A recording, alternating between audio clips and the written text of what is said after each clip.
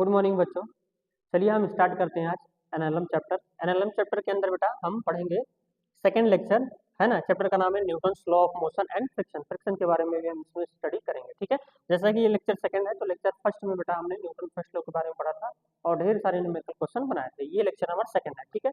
Lecture number second में हम बेटा सबसे पहले स्टार्ट करते हैं यहाँ से, है ना, कि न्यूटन सेकंड लॉ होता क्या है, ठीक है। तो न्यूटन सेकंड लॉ क्या होता है बेटा कि जो बॉडी का मोमेंटम होता है वो टाइम के रिस्पेक्ट में बेटा चेंज होता है ना। लिखा है according to Newton the rate of change of momentum, है ना। जो मोमेंटम होता है बेटा ये चेंज होगा टाइम के रिस्पेक्ट में, ठीक है। Momentum of any system is directly proportional to the applicable external force. जो भी एक्सटर्नल फोर्स होगा बॉडी के ऊपर, है ना, ये उसके डायरेक्टली प्रोपोर्शनल होता है। इसी को हम बेटा बोलते हैं न्यूटन सेकंड लॉ। अब प्रोपोर्शनल हटाएंगे कुछ ना कुछ कांस्टेंट मिलेगा जिसकी वैल्यू के होगी, के की वैल्यू हम इसमें 1 लेते हैं। चलिए ठीक है, आगे की तरफ हम देखते हैं अब, है ना। देखिए ये एफ इक्वल टू लिखा है D P by D T, है ना। ये जो मोमेंटम होता है बेटा ये क्या होता है ना। मोमेंटम की वैल्यू होती है बेटा एम इंटू वी, है ना। मोमेंटम जो होता है बेटा ये एक वेक्टर क्वांटिटी होता है, इसलिए यहाँ पे हमने वेक्टर लिख दिया, ठीक है। अब अगर इसकी वैल्यू आप पुट करोगे D T by D T की तो ये एम हो जाएगा और वी हो जाएगा। हम न्यूटन सेकंड लॉ में बेटा एम जो होगा इसको भी वेरिएबल मान करके चलते हैं और वेलोसिटी तो हमारी वेरिएबल होती ही है, ठीक है। हम इसमें एम की वैल्यू कांस्टेंट नहीं लेते हैं, लेकिन ज्यादातर केस में एम हमारा कांस्टेंट ही होता है। लेकिन बहुत सारे ऐसे क्वेश्चन बनाए जाते हैं जो एडवांस में पूछे जाते हैं, है ना, मेंस में या एडवांस में पूछे जाते हैं, ठीक है। वहाँ पे हमारा एम जो होता है कांस्टेंट नहीं होता। एक्चुअल में न्यूटन सेकंड लॉ जो है बेटा ये वाला है। एक्चुअल में जो न्यूटन सेकंड लॉ है ये है एफ इक्वल्स टू एम, है ना। ये आपने जरूर इक्वेशन पढ़ा होगा कि अगर y इक्वल टू हमारे पास दो फंक्शन होते हैं, फर्स्ट फंक्शन और सेकंड फंक्शन, इनका अगर डिफरेंशिएशन करना होता है तो हम लिखते हैं D Y by D X, है ना, equal to first function D upon D X. Second function का अगर x के रिस्पेक्ट में पूछ रहा है तो D upon D X second function plus second function D upon D X first function का, ठीक है। ये इतनी बात क्लियर है ना। उसी तरह ये है बेटा, ये देखो हमारा फर्स्ट फंक्शन हो गया, ये हमारा सेकंड फंक्शन हो गया। तो first function D upon D X second function का plus second function D upon D X first function का, ठीक है। अब इसको हम क्या करेंगे बेटा, ये हमारा एक्चुअल में न्यूटन सेकंड लॉ मिल गया, है ना। अब हम एक बार काम करेंगे कि वेलोसिटी को कांस्टेंट लेंगे, एक बार हम करेंगे बेटा एम को कांस्टेंट, ठीक है। तो दो हमारे पास और इक्वेशन मिल जाएंगे, है ना। देखिए यहाँ पे लिखा है if M is constant then D M by D T zero, क्योंकि कांस्टेंट का जो डिफरेंशिएशन होता है उसकी वैल्यू कितनी होती है, जीरो, है ना। डी अपॉन डी एक्स अगर हम निकाल रहे हैं किसी कांस्टेंट का तो इसकी वैल्यू जीरो आती है, ठीक है। अब ये भी बोला है कि if v equals to constant then dv by dt की वैल्यू जीरो। तो दो इक्वेशन हमें यहाँ से अलग अलग मिलते हैं, दो इक्वेशन हमें अलग अलग यहाँ से मिलते हैं। पहला इक्वेशन क्या मिलेगा बेटा, है ना, पहला इक्वेशन, है ना, हाँ पहला इक्वेशन जो होगा बेटा वो क्या मिलेगा, अगर मैं ये बोलूंगा dm बाई dt की वैल्यू जीरो होगी तो ये पूरा पूरा मटेरियल जीरो हो जाएगा। एक f की वैल्यू आती है m into dv by dt। इससे बेटा 95% जो क्वेश्चन होते हैं, ज्यादातर क्वेश्चन इसी से बनाए जाते हैं, जिसकी वैल्यू आ जाएगी f equal to m into a, है ना। ये न्यूटन सेकंड लॉ का एप्लीकेशन है जहाँ पे हम क्या करते हैं, मास को कांस्टेंट लेते हैं। अगर सेकंड कंडीशन में बेटा, सेकंड कंडीशन में अगर हम वेलोसिटी को कांस्टेंट लेंगे तो ये पूरा मटेरियल जीरो हो जाएगा, तो हमें मिलेगा f equal to v dm by dt, ठीक है। तो ये भी क्वेश्चन होता है रॉकेट, जो क्वेश्चन होता है रॉकेट प्रॉब्लम के अंदर इसको सॉल्व करते हैं, ठीक है। तो ये दो फॉर्मूले हमारे मिल जाते हैं, ठीक है। अब हम आगे की तरफ चलते हैं, देखते हैं इसमें कुछ न्यूमेरिकल क्वेश्चन है क्या। बोला N object of mass 2 kg, एक ऑब्जेक्ट है बेटा, है ना, एक ऑब्जेक्ट है, इसमें एक ऑब्जेक्ट है जिसका मास कितना है 2 kg है, ठीक है। ये हमने एक ऑब्जेक्ट ले लिया जिसका मास कितना है बेटा 2 kg, ठीक है। It's placed on a smooth horizontal surface, है ना, ये एक स्मूथ हॉरिजॉन्टल सरफेस पे है ना। मतलब कि यहाँ पे लगने वाला जो म्यू होगा इसकी वैल्यू कितनी होगी बेटा जीरो, और उस, है ना, म्यू की वैल्यू यहाँ पे जीरो होगी, ठीक है। बोला if a force of magnitude 50 Newton is applied on N, इस पर हम क्या करते हैं बेटा कि 50 न्यूटन का फोर्स जो होता है अप्लाई कर देते हैं, 50 न्यूटन का फोर्स इसके ऊपर हम अप्लाई करते हैं। अगर 50 न्यूटन का बेटा इसके ऊपर आपने फोर्स अप्लाई कर दिया, ठीक है, on it them find out the acceleration of the block, ठीक है। एक्सेलरेशन निकालने के लिए मैंने फार्मूला बोला था, ठीक है। तो मैंने ये बताया अभी अभी कि एफ इक्वल टू होता है बेटा एम इंटू ए, है ना। या फिर एफडी बना करके आप बना सकते हैं। एफडी का मतलब ये होता है ना, अगर मैं ऐसे बोलता हूँ एफडी ऑफ, ऐसा मैं थोड़ा पेन चेंज कर लेता हूँ, है ना, हाँ, एफडी ऑफ 2 kg ब्लॉक, अगर 2 kg ब्लॉक का एफडी बनाओगे तो ये रहा 2 kg, इसके ऊपर इधर की तरफ फोर्स लग रहा है 50 न्यूटन का, एक्सेलरेशन इसका आगे की तरफ ही होगा, इसका मास जो है बेटा ये कितना है तो आप बताओगे 2 kg। आप इस फॉर्मूले पर डायरेक्ट रख दोगे तो भी आ जाएगा, या फिर आप एफडी बनाओ, है ना, इधर की तरफ कोई फोर्स नहीं है तो 0 होगा। इसमें ज्यादा वाला फोर्स कौन सा है तो बताओगे 50, मतलब नेट फोर्स इस पर कितना होगा 50 माइनस 0, तो 50 equals to m into A, M की वैल्यू कितनी है 2, एक्सेलरेशन ए, ठीक है। तो 2 से 50 कैंसिल हो गया, कितना आ गया बेटा 25 मीटर पर सेकंड स्क्वायर एक्सेलरेशन की वैल्यू। देखिए आंसर यहाँ से आप चेक कर सकते हैं, एक्सेलरेशन की वैल्यू कितनी आ जाएगी बेटा 25 मीटर पर सेकंड स्क्वायर। अगला क्वेश्चन देखते हैं बेटा।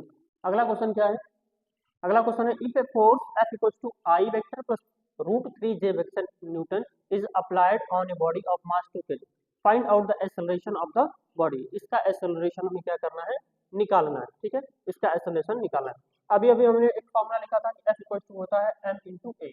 अगर हमें एक्सेलरेशन की वैल्यू लिखनी है बेटा, तो एक्सेलरेशन जो वेक्टर होगा इसकी वैल्यू आ जाएगी m by F vector, m by क्या आ जाएगा f वेक्टर, यहाँ से a की वैल्यू आ गई m और डिवाइड बाई f वेक्टर, है ना। f वेक्टर का अगर मैं मैग्नीट्यूड रखूं, क्योंकि अगर चेक करना चाहूँ रिजल्ट में, तो इसमें देखिए मैग्नीट्यूड पूछा है एक्सेलरेशन का, है ना।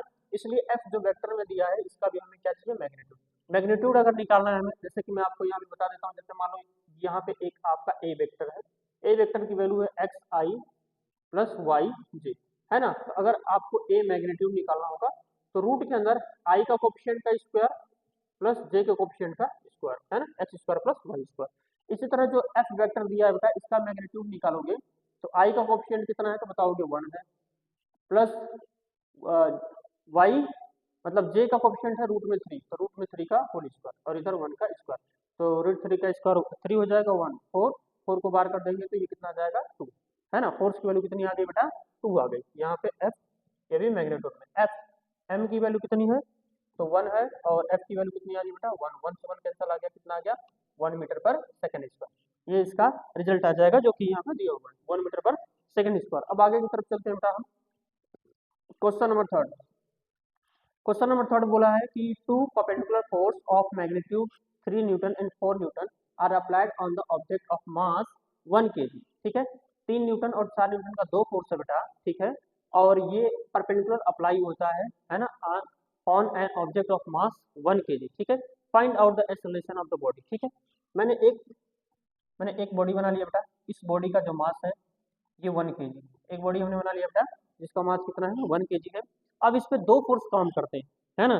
अगर मैं बोलता हूँ बेटा कि एक फोर्स इधर की तरफ काम करता है 4 न्यूटन का, तो दूसरा वाला फोर्स जो होगा ऊपर की तरफ काम करेगा 3 न्यूटन, क्योंकि बोला है कि ये एक दूसरे के क्या होंगे perpendicular. Two perpendicular force of magnitude 3 Newton and 4 Newton are applied on an object of mass 1 kg, find out the acceleration of the body, ठीक है। अगर ये 3 न्यूटन होगा बेटा, ये 4 न्यूटन होगा, ठीक है, तो इनका रिजल्टेंट अगर हम निकालेंगे तो नेट फोर्स की वैल्यू आ जाएगी, ठीक है, नेट फोर्स की वैल्यू आ जाएगी। तो हम यहाँ से नेट फोर्स निकाल लेते हैं, है ना।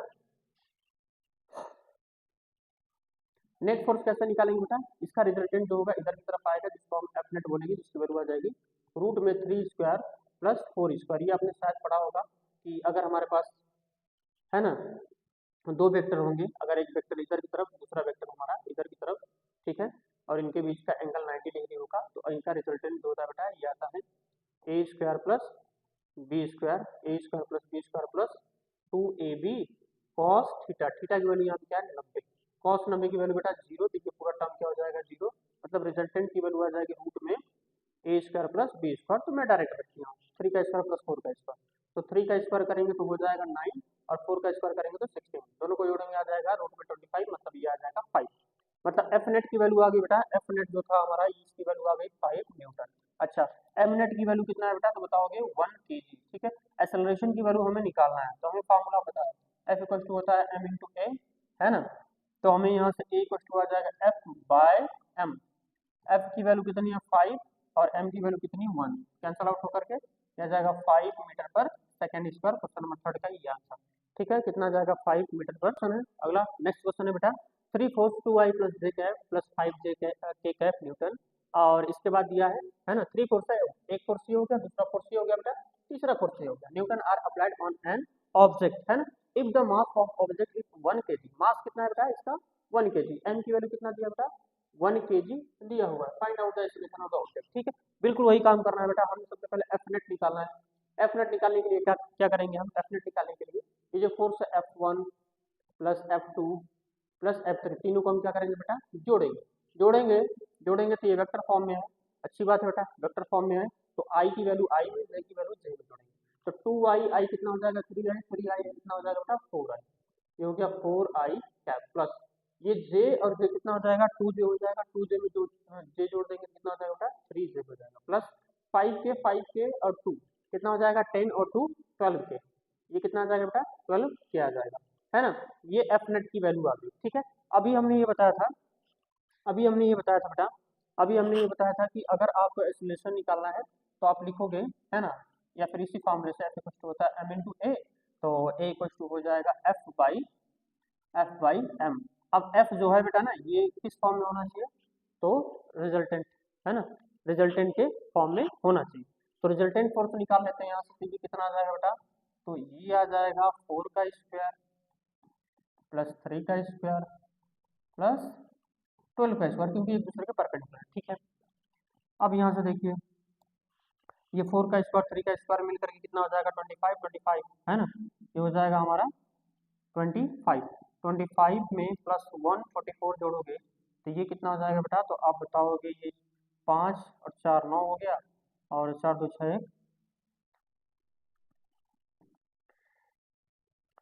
ठीक है।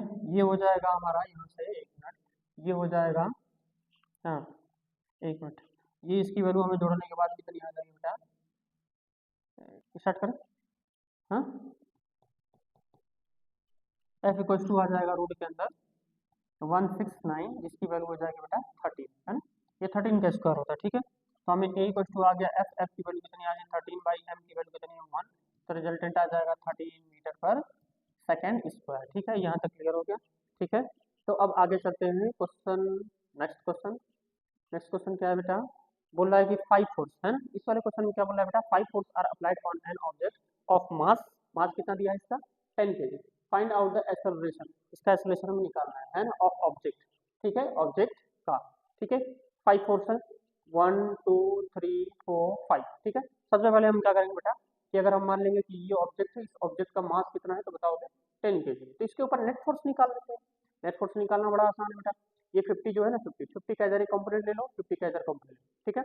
तो ये जो होगा 50 का इधर जो कंपोनेंट आएगा बेटा, इधर की तरफ जो 50 का कंपोनेंट आएगा ये आएगा 50 cos 37, और इधर की तरफ जो कंपोनेंट आएगा ये आएगा 50 sin 37, ठीक है।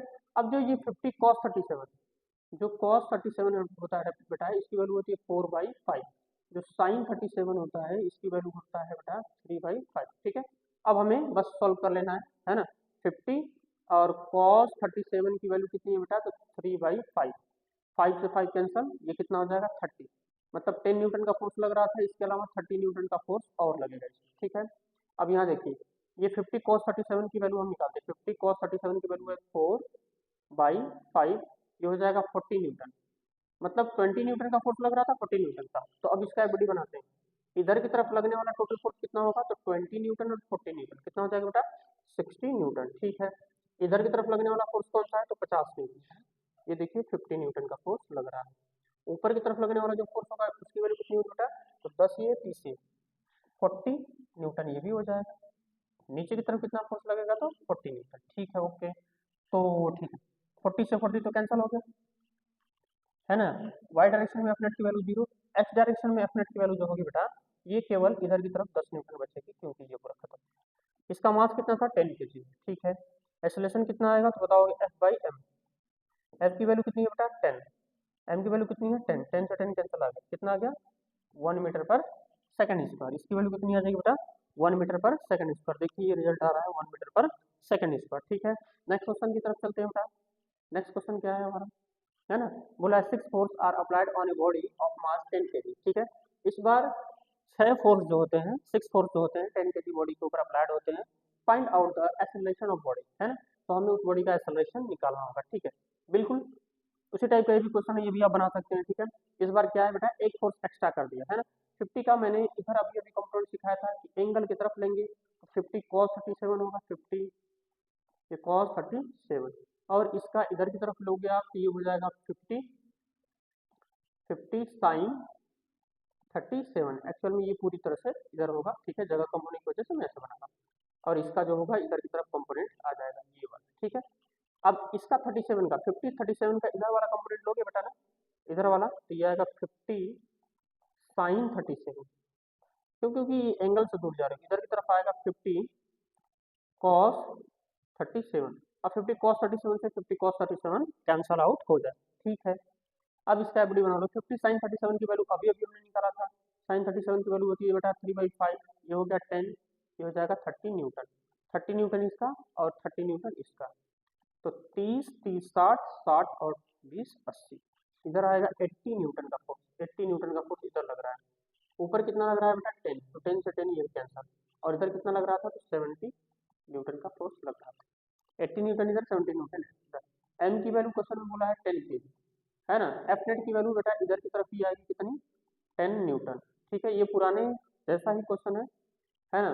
एम की वैल्यू कितनी है 10 kg, हाँ 10 kg, तो ए की वैल्यू कितनी आ जाएगी बताओगे, एफ बाई एम, इसका भी आंसर 1 मीटर पर सेकेंड स्क्वायर ही दे रहा है, ठीक है। अब आगे चलते हैं, अब आगे चलते हैं बेटा। तो बोल रहा है कि five force are applied on a body of mass 10 kg, है ना। बोला है five force are applied on a body of mass 10 kg, find out the acceleration. Same question ये भी है बेटा, सेम क्वेश्चन ये है, बस ये वाला जो फोर्स है इधर से इधर आ जा रहा है, ठीक है। इसको देखो मैं एक लाइन बना दे रहा हूँ। 50 का इधर कंपोनेंट आएगा 50 कॉस 37, जिसकी वैल्यू टोटली और सोल्व करोगे तो आ जाएगा 40 न्यूटन। इसको सोल्व करने के बाद 40 न्यूटन इधर आ जाएगा बेटा 50 साइन 37, है ना। इसको सोल्व करने के बाद आएगा बेटा 30 न्यूटन, 30 न्यूटन। अब ये हमारा खत्म हो गया, इसका कोई मतलब नहीं, है ना। तो 20 और 40 इधर की तरफ कितना आ जाएगा बेटा 20 और 40, तो 60 न्यूटन। ऊपर की तरफ कितना आ रहा है तो 30 और 20 50, 50 न्यूटन। नीचे की तरफ कितना आएगा बेटा 20 न्यूटन, और इधर की तरफ कितना आ रहा है तो बताओगे 100 न्यूटन। हाँ ये क्वेश्चन ठीक है। अब देखिए 60 में से 100 को निकालोगे बेटा तो इधर की तरफ 40 न्यूटन फोर्स अभी बच जाएगा। 50 में से 20 निकालोगे तो इधर की तरफ कितना आ जाएगा बेटा 30 न्यूटन। जब इनका रिजल्टेंट निकालेंगे तो बेटा इधर की तरफ 50 न्यूटन आएगा, वही है ना, वही आप अप्लाइड करके रिजल्टेंट फोर्स की वैल्यू रूट के अंदर ए स्क्वायर प्लस बी स्क्वायर करोगे तो आ जाएगा, ठीक है ना। वैसे भी 3 4 5 का रेशियो या 30 50 40 का रेशियो ये होता है, ठीक है। अब यहाँ से हम क्या करना है हमें, मास, मास की वैल्यू कितना दिया बेटा, मास की वैल्यू दिया है 10 kg, है ना। और फोर्स की वैल्यू कितनी आ गई 50, ए इक्वल टू होता है एफ बाई एम, एफ की value 50 divide by 10, zero zero cancel, कितना आ गया बेटा 5 मीटर पर सेकंड स्क्वायर। इसका रिजल्ट कितना आ गया तो 5 मीटर पर सेकंड स्क्वायर, ये क्वेश्चन का आंसर हो गया, ठीक है। अब आगे चलिए, आगे ये find out the solution of the block, इस ब्लॉक का सोल्यूशन हमें निकालना है, ठीक है। ये बड़ा इजी क्वेश्चन है बेटा, है ना। ये बड़ा इजी क्वेश्चन है। एफ की वैल्यू एम की वैल्यू दिया है, ए इक्वल टू होता है एफ बाई एम, एफ की वैल्यू कितनी है 50 डिवाइड बाई 10, कितना आ जाएगा तो बताओगे 5 मीटर पर सेकेंड स्क्वायर, कितना आ जाएगा बेटा 5 मीटर पर सेकेंड स्क्वायर, ठीक है। नेक्स्ट क्वेश्चन है force of 20 Newton is applied on an object of mass 5 kg। 20 Newton का जो फोर्स होता है बेटा ये 5 kg बॉडी के ऊपर लगाया जाता है on smooth floor at angle 60 degree, ठीक है। सबसे पहले हम एक बॉडी बना लेते हैं, एक बॉडी बनाते हैं जिसका मास कितना होता है बेटा 5 kg, ठीक है। अब इस वाले क्वेश्चन में एक और बात बोला है बेटा कि ये जो फोर्स अप्लाई किया जाता है, ये जो फोर्स आपको अप्लाई किया गया है ना, ये किसी एंगल पे लग रहा है, ये किसी एंगल पे लग रहा है। जो एंगल यहाँ से क्रिएट हो रहा है बेटा उसकी वैल्यू है 60 डिग्री, है ना। 60 डिग्री एंगल पे 20 न्यूटन का फोर्स लगाते हैं, ठीक है, कोई दिक्कत नहीं है। आगे क्या बोला है ना, horizontal 60 newton from the horizontal, horizontal से बोला, ठीक है। So in the flow find out the acceleration. अच्छा इसका फिगर भी दिया, फिगर बनाने की कोई जरूरत नहीं थी फिर तो, है ना। 5 kg, हाँ देख लीजिए इस टाइप से फोर्स लगाया हुआ है 20 न्यूटन का, ठीक है, हॉरिजॉन्टल से लगाया हुआ, ओके ओके, ठीक है। तो ये क्वेश्चन रहा आपका, ठीक है। Find out the acceleration of the object, acceleration इसका हमें निकालना है, ठीक है।